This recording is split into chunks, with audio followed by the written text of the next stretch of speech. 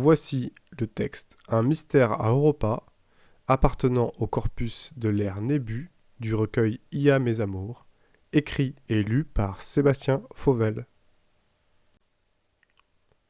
C'est sans doute la première chose que j'ai vérifiée de mon existence.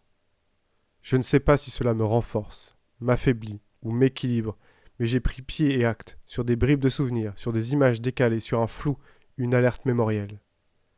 Je n'ai pas vraiment choisi, c'est ainsi. J'ai une petite centaine d'années et je suis encore loin de comprendre le monde, mais j'ai appris suffisamment pour comprendre que ce qui est visible et directement accessible n'est pas le monde complet. Il en existe bien d'autres, forgés par des petits groupes de personnes qui nécessitent au moins une vie à chaque fois pour les explorer. Mais j'en ai découvert un brin, suffisamment en tout cas pour me bouleverser et rendre des dizaines de médibotes complètement dingues. C'est en partie à travers mes mémoires et mon suivi psychologique obligatoire que je vais vous raconter ce que j'ai découvert. Il m'a été demandé de raconter mon existence avant de commencer les exercices de suivi. Je savais que cela se faisait et il m'était déjà donné de faire ce type de transfert de temps en temps. Cela permet d'avoir une base réelle à un instant T. Vous n'aurez ici que les liminaires bruts, hors empreinte mémorielle évidemment, du fait de la structure, mais aussi des limites. Il s'agit d'une base S publique. Je suis né nanocité pendant la saison des ours sur l'elliptique riche, pendant les cycles 19 et 20, si vous voulez le détail de la révolution 8143. Mes 8 parents se composent de 5 pères et 3 mères, dont 2 groupes de 2 sont unis. J'ai fait mes classes sur Terre 8 et c'était appréciable. La nature bio-ingénérée s'était tellement transformée que la similarité était certainement proche de celle de Terre 1, avec quelques dangers en moins tout de même. J'obtins de bonnes notes, et bien qu'ayant plutôt peu de contact avec mes parents, ils m'ont guidé pendant ma jeunesse à tour de rôle, m'orientant, me guidant. J'avais à la clé, à ma majorité, un biocorps de disponible sous réserve de réussite personnelle. Avant d'avoir cette nouvelle en possession, j'étais de nature rêveur, mais également turbulent. À partir de cette annonce, vers 20 ans, j'ai compris que je ne pouvais pas laisser passer cette chance. Les enveloppes corporelles θ étaient évidemment la panacée à cette époque, mais pouvoir user d'un corps biologique bien qu'augmenté, laisser une chance aux sens les plus fins de se développer, c'était ce que je voulais. Ainsi, 5 ans avant ma majorité préliminaire, j'ai changé d'attitude et commencé à faire mon maximum. J'ai étudié autant que possible, j'ai laissé de côté les IA de divertissement ou d'orientation personnelle théorique et j'ai foncé dans le dur afin d'obtenir les meilleures notes. J'ai également pu commencer à m'intéresser à tout un tas de choses, que ce soit l'aspect de l'ingénieur ou tout simplement ce que je pourrais faire plus tard en tant qu'actif. À travers cela, je compris qu'il était nécessaire d'en savoir plus pour rejoindre la marche du monde à travers les organisations à la pointe. Elles ne prenaient pas de nouveaux contrats post-classe, en dehors des explorateurs coloniaux évidemment, mais il fallait accepter de tout quitter et de partir dans un réseau limité pour des milliers de cycles en étant sans expérience. C'était dangereux et surtout sans échappatoire. Il y avait la possibilité Europa. J'ai fait énormément de recherches avant d'en parler, mais en étant non majeur, les accès étaient limités et la plupart des témoignages disaient « c'est génial » et un peu de blabla, et ils finissaient tous de la même manière « faites-le au minimum une fois ». Se former par Europa permettait d'accéder à certaines organisations qui avaient à cœur la culture européenne. Bon nombre, qui m'intéressaient, avaient dans leur statut le vœu d'être un prolongement externe d'Europa. J'ai creusé un peu et j'ai découvert qu'il était possible d'accéder à Europa sans trop de difficultés. Il était nécessaire de signer pour une période assez longue, mais il était également possible de trouver une formation qualifiante. Mes parents sont intervenus à ce moment-là et j'ai appris qu'ils étaient pratiquement tous passés par Europa. Ils me convainquirent d'y aller pour une période de 3 cycles, soit 30 ans. J'ai voulu choisir d'emblée de participer à une formation d'ingénieur propulsion qui débuterait à la fin de ma 2e décennie, mais une de mes mères n'hésita pas à rendre le choix flexible selon mes vœux à partir de ma 15e année. Cela me permettrait de choisir et de découvrir sans verrouiller le futur. Je la remercie pour cela. Je croyais au moment d'y aller que c'était un investissement important pour participer à cette aventure en termes de crédit. J'ai compris plus tard que le modèle d'Europa était très peu cher en fin de compte et qu'il permettait à tous d'y entrer, pas forcément non plus de la même manière, mais à mon niveau de compétence, ça faisait pas beaucoup de différence. J'ai eu l'honneur de prendre corps le jour de ma majorité. Il fallut néanmoins 2 tentatives de transfert et la première fut extrêmement désagréable, même si je sais qu'il arrive qu'il faille bien plus d'essais pour que le cerveau neuronal prenne l'assiette et l'enroulement des connexions. Fort heureusement, il ne faut quasiment jamais plus de 7 tentatives au max. Et durant cet événement, 4 de mes parents étaient présents en synchro. J'avais vraiment de la chance. Mais je ne vais pas vous envoyer toute ma jeunesse. J'ai galéré pendant un bon moment après avoir pris corps. J'avais le syndrome de la gravité, celui de la polarité du monde, mais surtout la force qui m'attirait directement vers le bas me semblait incroyable. Bien sûr, mon squelette et mes muscles étaient développés, ils pouvaient me porter. C'est simplement que je trouvais l'état de repos, allongé par exemple, bien plus logique. Bon, cela ne dura que quelques jours, mais je m'en souviens encore. C'est surtout les sens qui m'éveillèrent. Se cogner, ce qui m'arriva souvent au début, ce qui pouvait générer une douleur intense et fulgurante. J'ai également saigné. Par instinct, je pensais que c'était grave, mais quelques gouttes de sang n'étaient rien en fin de compte. J'ai pu observer la régénération rapide de ce corps qui était le mien, mais il fallait l'alimenter. J'ai mangé en premier des pâtes. C'était excellent. Ayant quelques crédits, j'aurais pu tester différentes préparations culinaires, mais j'ai préféré manger tous les plats de base avant de payer pour de la cuisine. Comment aurais-je pu apprécier sans avoir un minimum de palais? En vrai, j'aurais pu faire un écart ou deux, mais il n'y avait pas que l'alimentation. Mon corps était plutôt grand, mon visage correspondait exactement à mon image mémorielle résiduelle, et puis j'avais tout ce qu'il fallait, et ça fonctionnait. Le transfert dura quelques mois, mon corps fut marqué de plusieurs bagues d'identification légèrement lumineuses. Une orange sur ma main droite à l'annulaire. Cette bague indiquait que j'apprenais la coordination du corps et celle verte sur ma gauche indiquait le passage récent de ma prémajorité ainsi que ma condition osmotique de base. J'arrivais à Europa dans ces conditions, je me disais bonjour la fiche, mais je respecte et considère ces mesures. Elles mettent en avant les jeunes et obligent les plus expérimentés à les protéger dans certains cas et à les mettre à l'épreuve dans d'autres afin de leur donner de l'assurance. J'ai rejoint assez rapidement la mission Europa. Je n'avais pas eu le temps de me connecter aux réseaux généraux pendant très longtemps. Lors de la période de transfert, les accès étaient limités. Je découvrais tout ce à quoi les majeurs avaient accès, mais sans argent. Mais bien que j'avais recherché de manière assez approfondie le sujet d'Europa, c'était une véritable galaxie de contenu. Un de mes pères m'avait dit énigmatiquement que cela n'avait pas d'importance. Le voyage initiatique Europa était sans équivalent. La possession d'un corps physique me sidérait encore. Je n'hésitais pas à tester ses actions. Il bougeait de manière si rapide, il n'avait pas besoin de validation, il obéissait instinctivement. Et ce truc qui pulsait sans arrêt dans ma poitrine, c'était dingue d'avoir un cœur. Je n'ai commencé à vivre qu'à partir de là. J'ai rejoint ma compagnie. Elle comptait 18 personnes, plus un capitaine et un divisionnaire. Nous arrivâmes à la zone et une cérémonie d'investiture de la mission commença. Je me rappelle très bien qu'un bon nombre de pères d'yeux et de sourires provenant de ma compagnie s'adressaient à moi, mais aussi aux autres jeunes. Tout reste secret, et comme vous savez, vous connaissez la coutume, hashtag Europa Secret Licence, je vais pouvoir vous dévoiler ce qui s'est passé. Nous avalisions l'inscription à ce moment-là, et le patch statut Europa s'appliquait au système interne. Nous passions un couloir, et le temps d'arriver de l'autre côté, l'ensemble des compétences neurales de votre corps et vos accès réseau étaient désactivés. Il ne restait que vous, vos sens les plus basiques et vos capacités à les utiliser. Hashtag stop licence. Ce jour-là, j'ai compris énormément. Le soir même, sur une invitation à la danse du capitaine, 2 personnes se placèrent sur la piste et s'élancèrent sur la musique à un rythme rapide et technique. La seconde suivante, leurs mouvements envoûtants, fluides et complices ne laissaient aucun doute sur leur talent et leur passage précédent dans Europa. Cela me laissa sans voix à tous les niveaux. Que ce soit la performance non assistée, la beauté générée, la sensualité déployée ou encore l'intimité, le fait de se montrer et de se dévoiler devant si peu de personnes alors qu'on les croyait inconnus l'un de l'autre. L'était-il ? C'était une mise en bouche de la grande aventure. Je n'ai pas vraiment eu de choc de passage comme d'autres et j'ai rapidement pris acte de ce voyage. Je ne passerai pas dans les détails, mais j'ai construit, j'ai joué, j'ai appris, j'ai travaillé en équipe, je suis passé capitaine et une année après divisionnaire.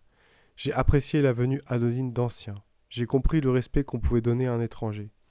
J'ai rencontré, j'ai compris qu'il y avait du temps pour écouter et pour parler. J'ai aussi charmé, émoustillé, et j'ai parfois été éconduit ou pris en défaut. Il m'est même arrivé de faire 3 décalages solaires simplement pour rendre un collier de fleurs à une femme. Je pense que c'est un temps volontairement paisible, et sur ma première mission, il n'y eut que 3 incidents. 2 étaient du fait de l'ego, et le dernier était un accident. Celui-ci, avec le recul, je me dis qu'il aurait pu être négocié, mais c'est peut-être moi qui veux emporter une part. C'était il y a longtemps, un peu de temps après le premier anniversaire de la compagnie. La fameuse cérémonie d'anniversaire fut décalée de 8 cycles. Lorsqu'elle se mit en œuvre, il s'agissait d'une épreuve de construction avec des personnes provenant d'autres groupes. Il fallait construire avec le matériel naturel 2 structures identiques par peloton de 9. À l'issue de la mission, les équipes pourraient comparer le niveau d'avancement de chacune d'elles. La difficulté de la mission était que le langage oral était désactivé, mais je compris le matin du 2e jour, après avoir passé une journée pataude, presque maladroite, de quoi il retournait. Je n'étais pas très à l'aise avec cela, je dois l'avouer, mais je donnais le change, comme ceux qui s'y attendaient. Je n'ai pas paniqué, j'ai construit, mais j'ai construit d'une manière différente, en tenant une attention très particulière à chaque personne autour de moi. À la fin du 3e jour, l'ensemble du peloton était raccord. Notre construction était incomplète, mais nous avions convenu qu'il était suffisant. Nous avons attendu 2 jours de plus au camp principal avec le divisionnaire que l'autre peloton nous rejoigne, et je dois dire que cela m'a fait un petit effet de voir mon corps, habité par un autre, en face de moi. J'ai compris la méthode et je pense que c'est important de passer par là une fois de manière encadrée. Cependant, une des femmes du peloton B me choisit. Elle me trouva la soirée suivante. Elle était encore sous le choc de cet échange, mais je compris peu à peu qu'elle s'était surtout sentie idiote. Elle n'avait pas compris ce qui se passait, alors que la plupart des autres savaient. Elle s'est mise à pleurer, et j'ai compris qu'elle avait fait beaucoup de routes et de doutes en peu de temps. Je l'ai prise dans mes bras, je lui ai parlé, je lui ai dit que c'était difficile pour moi cet exercice. J'avais compris assez vite et j'ai pensé que je devais accompagner les autres tout en restant un peu neutre. Je lui ai parlé de tout et de rien. Je sais maintenant qu'on appelle ça consoler. Et c'est un acte très délicat. Le capitaine et le divisionnaire envoyèrent notre compagnie en examen et suivi approfondi afin de lever les questions concernant cette mission et aussi les différentes règles concernant les transferts de corps à l'intérieur des enceintes d'Europa. C'est quelque chose de très réglementé et ce passage obligé fait partie du rite initiatique. Je ne pérégrinerai pas sur mes pratiques durant mes différents séjours, mais c'est tout de même assez déstabilisant. Mais revenons à mes mémoires et leur raison d'être, histoire de calmer un peu ces médibots sur mon suivi psychologique. Les faits sont qu'il y a environ 70 ans, lors d'une mission autonome, j'ai fait mes recherches médias pour des mises à jour archéologiques et j'ai marché sur l'ancienne Europa de Terre 8. Il s'agit de la partie nord-est qui comprend des territoires très importants qui ont été laissés tels quels depuis les débuts de la colonie. En visitant, j'ai passé des sas, de nombreux sas, jusqu'à ce que mes accréditations ne fonctionnent plus. Pourtant, durant ce sas limitrophe du secteur B15, j'ai aperçu une structure différente d'activation et en enclenchant manuellement, j'ai pu avancer à nouveau. J'ai découvert une architecture beaucoup plus ancienne. Et une demi-journée de marche plus tard, il se trouvait des essences de plantes que je n'avais jamais vues jusqu'ici, mais aussi j'ai observé des décors et des décorations artisanales anciennes. Il y en avait des tas. Je commençais à imaginer qu'il s'agissait d'une réserve test sur des préservations de cultures ancestrales et j'ai continué mon voyage. J'ai découvert des structures anciennes mais cette fois neuves, comme si créées il y a peu de temps. Autour de moi, il y avait un campement sommaire. Sorti d'un tas de bois, une anomalie s'adressa à moi. L'ensemble de mon système dormant se mit en alerte, ce qui ne m'était jamais arrivé. Je ne comprenais pas vraiment ce que je voyais. La panique me saisit et je m'enfuis. Une fois rentré, j'ai demandé sur un faux prétexte un check-up complet et la mise à jour mémorielle effaça de mon journal de bord le déclenchement des alarmes de la veille. J'ai néanmoins pris acte et j'ai réalisé un check-up dans le but d'oublier cet incident. J'ai choisi de conserver mes souvenirs et images résiduelles, je ne sais pas vraiment pourquoi. Il arrive tant de choses à Europa qu'il n'est pas nécessaire de se formaliser. Alors j'ai fait ma formation ingénieur. Cela m'a galvanisé de pouvoir me reconnecter plusieurs jours par semaine au réseau, mais j'ai trouvé que cela dénaturait beaucoup l'expérience d'Europa, d'être dans le grand monde, et j'ai préféré faire l'alternance longue. 6 mois, 6 mois. Cela m'a permis également de rencontrer énormément de personnes qui étaient dans la même configuration que moi. J'ai avancé la formation de manière assez rapide. Elle fut complétée en un peu plus de 6 ans sur les 10 et mes parents m'orientèrent sur la recherche d'emploi post-Europa. Mes résultats et également le fait d'avoir près de 3 ans de préparation d'avance pouvaient m'ouvrir les portes. Je me suis donc orienté vers JLP. Ce sont les leaders en termes de production et de recherche sur les propulsions de vaisseaux. Les tests me semblaient extrêmement poussés et interminaux, mais ils m'envoyèrent tout de même un contrat pour bosser pour eux en recherche. J'avais accès à 1 ou 2 pétaoctets de données dont il fallait prendre connaissance d'ici à ce que je commence. Dans les grandes lignes, mon activité chez JLP se passa très bien. Il y avait bien sûr le coup de génie que j'ai fait là-bas. Enfin, tout le monde débute. J'étais jeune, j'avais à l'époque étudié à fond le protocole de test de notre unité de laboratoire. Nous étions répartis en groupes de 6 personnes ainsi qu'une IA référente et nous devions tester différents types de processus de développement de poussée de réacteurs. Nous disposions des ressources nécessaires et nous étions qu'un lab parmi des milliers d'autres. Il nous fallait tester différents protocoles tous les jours et espérer que l'un d'entre eux obtienne de meilleurs résultats. La base théorique était aussi sérieuse que les enjeux et les bonus associés, ils étaient solides. À ce moment-là, j'ai sorti de mon chapeau une technique permettant de tester de manière 20 fois plus efficace que celle utilisée actuellement. Je me souviens encore de la mine soucieuse de mon chef de labo alors que je criais presque en disant que j'avais raison. C'est plutôt courtoisement qu'il me répondit, même si à peu de choses près, il aurait pu demander au robot d'entretien de le faire à sa place. Un des membres du labo prit le temps de m'expliquer alors qu'il ne regarda mon rapport que quelques secondes. Je ne prenais pas en compte, dans mon processus, le risque de destruction matérielle à sa juste valeur. En procédant à ma manière, on aurait une petite chance de découvrir quelque chose et une certitude de détruire les outils de recherche avec une grande probabilité de ne rien découvrir du tout. Il avait raison, mais cela m'a permis de me retrousser les manches et d'attaquer le problème à l'envers. Et j'ai commencé un deuxième travail en bossant sur l'algorithme de recherche. Il faut dire que cela faisait 70 ans que les recherches avaient commencé. Année après année, j'ai développé les outils permettant de chercher de manière plus efficace dans les différents scénarios de test en éliminant des possibilités. À la fin, je dirigeais l'équipe de recherche et nous avons touché le Graal et pu écarter près de 90% des tests tout en ne laissant notre sous-prioritaire que 5%. Le journal des tests de laboratoire fut bouleversé. La plupart des programmations furent annulées. Un labo fut même à court de tests. Tous ceux de son listing avaient été invalidés par mes recherches. Il ne restait plus qu'à croiser les doigts. Au rythme actuel, les laboratoires étaient en capacité de traiter 0,5% des process sur les 10% restants. D'ici 20 ans maximum, ce serait joué. Et le labo 249 eut l'honneur de résoudre en premier, moins de 5 ans plus tard, la théorie, et quelques autres tests supplémentaires le validèrent comme solution. Mais alors que je publie l'algorithme 5 ans auparavant, j'ai été approché pour d'autres missions de JLP. Je n'étais plus laborantin ou testeur. J'ai pris du temps pour moi et j'ai allégé mon implication. Tant que la première recherche n'aboutisse, j'avais tout de même besoin de validation de ma recherche, bien qu'elle ait été vérifiée et revérifiée à maintes reprises et que son plan d'attaque était passé sous le nez et à la barbe d'experts chevronnés. J'employais mon temps libre en recherche historique sur des recherches picturales artisanales et je passais beaucoup de temps à m'informer sur Europa. J'ai regardé le retransmission, j'avais un peu d'accès à l'interne, mais je compris aussi pourquoi passer du temps là-bas était si peu coûteux. Y avoir accès, privilège externe, coûtait une véritable fortune. Il m'arrivait de payer un peu, l'avantage de n'avoir pas de charge me permettait d'être un peu dépensier. Mes liens de crédit parentaux étaient très favorables. Je percevais plus de la moitié de ce que je gagnais et sous condition de revenu, le taux baissait d'un facteur 1,5 par tranche d'imposition. À mesure du temps qui passait, je réfléchissais à Europa, au fait d'y retourner, mais un souvenir me bloquait. Nous étions à ce moment-là à une quarantaine d'années de mon dernier séjour, et je me surpris un jour à redécouvrir mon journal personnel d'Europa, et cette fois-là, si longtemps après, je relevais qu'il m'était bien arrivé quelque chose là-bas, et j'ai pris la décision d'y retourner. Cette décision fut presque concomitante à la validation du process. Il s'ensuivit une liesse et une fête comme vous n'en avez jamais vu, sur plusieurs semaines. L'ensemble des équipes obtinrent une prime ainsi que quelques royalties sur le brevet. Il a également semblé que ma contribution fut largement prise en compte, au vu du nombre de zéros que mon compte affichait désormais.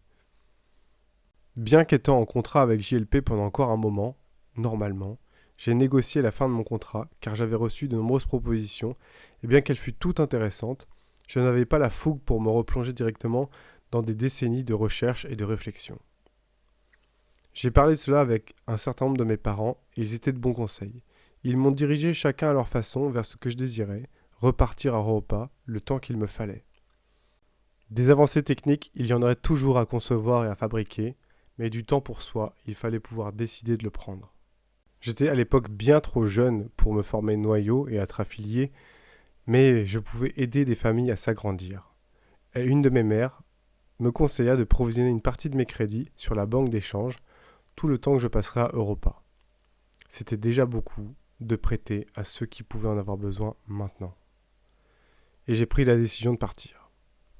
Mon contrat Europa me demanda un moment, et je pris le temps avec un conseiller de choisir mon séjour. Une décennie avec un allongement possible à la 6e année de chaque décennie, avec un maximum de 4 décennies complètes au total. Aucun transfert de corps sans accord et une ribambelle d'autres options, dont quelques-unes payantes, mais dans les moyens de tous. Et c'était bon. Je souhaitais revenir aux sources, c'était parti. Et c'était bon de retrouver les Européens dans les fêtes, dans l'effort et dans le silence des coms réseaux.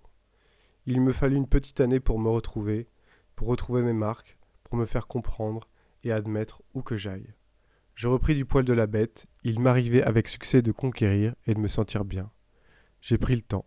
Je fus sculpteur, cultivateur, puis finalement peintre. C'est en retrouvant cette passion que mes souvenirs sont réapparus, entre 2 coups de pinceau, sur une arche, précisément. Je m'en souviens bien car mon alter ego de cette mission s'aperçut de mon changement d'état. Ce ne fut guère difficile, un simple regard sur le boulot que j'avais accompli dénotait facilement pour des yeux avertis. Un peu plus expérimenté, j'ai compris ce que j'avais vu. Je sais que j'aurais pu faire une demande en local de mon point mémoire qui s'était effacé, mais je n'ai pas osé le faire. J'ai choisi de me débrouiller sans. C'était à la fois quelque chose que je voulais garder pour moi, mais aussi sûrement ce que j'ai appris plus tard, une émotion de paranoïa mêlée à de la pudeur. Derrière ce mot antique se cache le fait de ne pas vouloir tout montrer. Et je félicite cette émotion d'exister, car ce n'est pas non plus pour rien que cette expérience avait été effacée. C'était une forme d'hygiène. Je me mis en quête. Il me fallut du temps pour retourner à l'endroit où j'étais allé. C'était d'une part assez loin, et c'est surtout mes accès qui n'étaient plus ou pas valables. D'un contrat à l'autre, les points et les permissions ne se valaient pas. Il me fallut donc regagner l'estime du parc et du groupement pour que je puisse à nouveau me déplacer à ma guise. Cela m'a pris plusieurs années. Dans cette dynamique de gain de points et d'estime, je fis des rencontres. Je me suis rapproché de plusieurs personnes. Je retrouvais un peu partout des visages connus qui jouaient un jeu similaire au mien pour engranger des points. Cela me fit voir les choses différemment. J'essayais parfois d'en savoir un peu plus, mais c'était souvent possible que de très loin. Alors je fis quelques promesses. J'ai aussi fait quelques missions de fabrication ou d'ingénierie de base. Je me souviens avoir construit un alambic avec les moyens du bord pour une section, ce qui me valut d'être invité à de nombreuses reprises pour tester les différents crus. Bon, je m'écarte du sujet. Mais c'est tout de même à cette époque que j'ai rencontré Clarence pour la première fois. J'ai entamé ma véritable mission lorsque j'ai reçu les accréditations nécessaires. J'ai préparé un sac de voyage léger. Je comptais quelques jours de marche au maximum. Je retrouvais le secteur que j'avais parcouru près de 60 ans auparavant, mais la zone avait changé. Cela dit, elle restait bizarre et tout aussi étrange que lors de mon dernier passage. Alors j'ai choisi de continuer de chercher. Je découvris le passé d'Europa. Il y avait dans certains endroits des scènes peintes d'une manière totalement anarchique, des témoignages d'état mental à donner le vertige. Mais ces vestiges n'étaient pas que rupestres. Il y avait aussi quelques outils, certains classiques, mais d'autres très désuets comme des outils avec des lames en métal. Je suivais toujours les pas des routes, celles laissées par les bottes d'entretien. Mais je compris que j'allais perdre ma direction, alors je suis sorti du périmètre de la zone et j'ai couru à travers champs pour me retrouver un peu plus loin sur un autre itinéraire.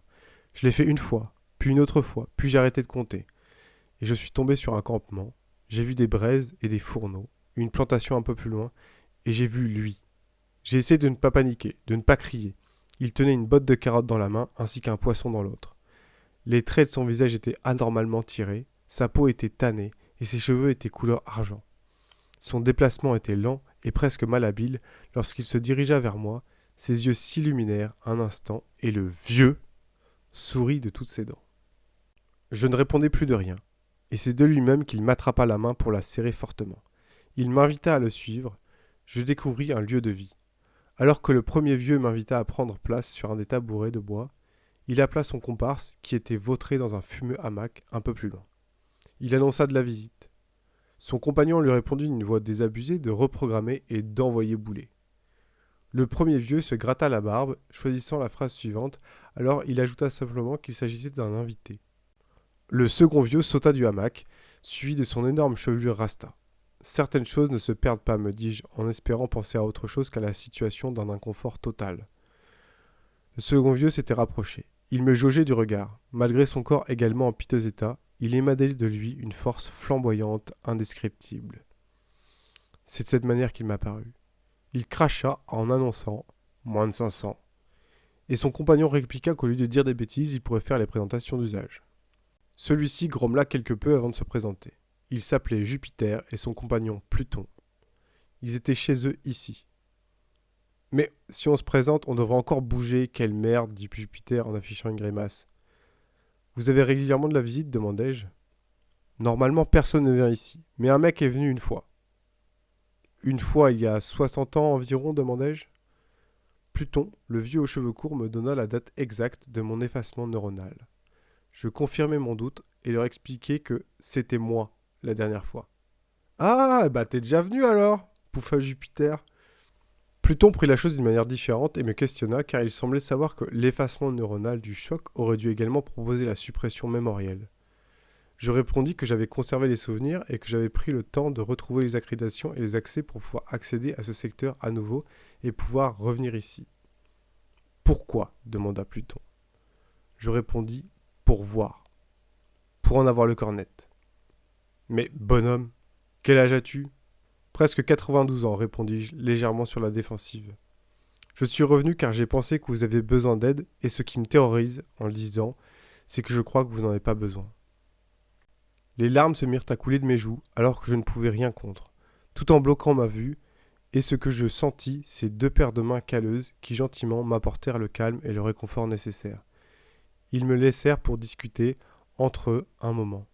Ils discutèrent en sublangue et passèrent même en connexion quelques instants, et ils me proposèrent de rester un moment avec eux pour les observer. Un contrat venait de m'être envoyé, il positionnait une durée de 2 ans maximum, révocable à tout instant, unilatéralement. L'objet était simple, il suffisait de suivre et de prendre en compte rendu ce qu'il faisait. Alors que je réfléchissais aux moyens à ma disposition, Jupiter, légèrement impatient, bougonna « Il a pas l'air d'être emballé ». Je me répandis en excuses. J'accepte, cependant je n'ai que la fonction standard. Je ne peux pas accéder à des fonctions d'archivage ou en mode rec émotionnel, et votre contrat le stipule. Pluton ronchonna, et Jupiter expliqua le débogage à effectuer. Par l'invite de commande de la racine, il m'indiqua un code très simple, un mot de passe, qu'il fallait entrer après avoir validé 2 options contradictoires ou presque, l'antigravité et l'aquadynamisme. À la suite de cette action, je pouvais effectivement utiliser le mode rec émotionnel, mais je pouvais également faire un nombre incalculable de choses dont une bonne partie n'était pas accessible à même hors Europa. Mon biocorps était totalement déverrouillé. En dehors des crédits nécessaires pour déverrouiller ces points techniques, de nombreux modes avec des mentions cachées ou old school étaient présents. Bien que je fus déjà chamboulé, mon dossier interne de données Europa était désormais d'une taille démesurée. Un clin d'œil sur l'outil de navigation du parc me montrait maintenant l'ensemble des personnes d'Europa sur plusieurs kilomètres à la ronde et il indiquait désormais les identités et les coefficients de ces personnes et non plus simplement leur nom. Ma position était grisée de la même manière que celle de Jupiter et Pluton. À partir de là, je les ai suivis. Je n'hésiterai pas à dire que j'ai pris 1000 ans en un. Ils m'ont offert plus que je n'imaginerai jamais. J'ai passé un peu de temps avec eux, soir après soir, ils discutaient, tantôt ensemble, tantôt avec moi, sur la vie et sur l'univers. Bien qu'au fait de leur situation, ils respiraient la joie de vivre et allaient d'une tâche à l'autre sans se poser tant de questions. Mon affection était grandissante. En 18 mois, c'était suffisant, alors j'ai dû les quitter. J'ai discuté suffisamment avec eux et ils m'ont conseillé d'aller la trouver, cette personne qui m'avait fait du pied. Nous avons également pris le temps de discuter de leur situation. Et bien qu'ils m'aient avoué depuis le tréfonds de leur âme qu'ils se doutaient sans vraiment être sûrs, cela avait-il de l'importance d'être une copie ? De leur vivant n'aurait-il pas fait la même chose ? Tous les trésors ne sont pas d'or, me dirent-ils à l'unisson, en me regardant le visage heureux. Ils étaient là pour montrer et témoigner qu'il restait une voix au repos et qu'elle n'était pas neutre. En les côtoyant dans ce temps long, ils m'ont fait découvrir de multiples facettes de cette connaissance que seuls les fondateurs des plus grandes constructions humaines peuvent détenir, comme le sens pratique et la sagesse. par exemple. Mais je comprenais le privilège d'échanger avec eux. Lorsque j'en sus assez, Pluton m'expliqua qu'il m'incombait désormais d'incarner ses secrets. Mais pas à plein temps, expliqua Jupiter malicieux. Mon statut fut modifié et j'œuvrai désormais en tant que gardien de secrets dans Europa. Jupiter et Pluton trouvèrent le moment venu un peu avant que je ne parte et nous fîmes un voyage jusqu'à un sanctuaire pas comme les autres. Je le compris quelques pas plus tard lorsqu'ils me montrèrent les sépultures des autres fondateurs d'Europa. 2 emplacements étaient vides, mais les trous étaient prêts et les plaques métalliques indiquaient Jupiter et Pluton étaient gravés. Le cœur gros et les méninges en vrac, je repartis une botte de carottes dans une main, un poisson dans l'autre et les larmes plein les yeux. Comment veux-tu que j'exprime ma santé psychologique après ça ? J'ai appris énormément et je me sens à la fois honoré, triste, mais aussi grandi. Épilogue. J'ai eu des hauts et des bas, mais je m'en suis sorti. Je suis en préunion avec Clarence et je dois dire que le statut de gardien de secret m'a bien aidé. C'est elle qui est venue me voir à la soirée décennale. On va sûrement avoir des enfants, mais on est encore jeunes et nous rions déjà beaucoup. D'autant que je me dois de prendre en main mon nouveau statut, car les passe-droits Europa se payent. Être gardien du secret, c'est aussi une place au conseil d'administration.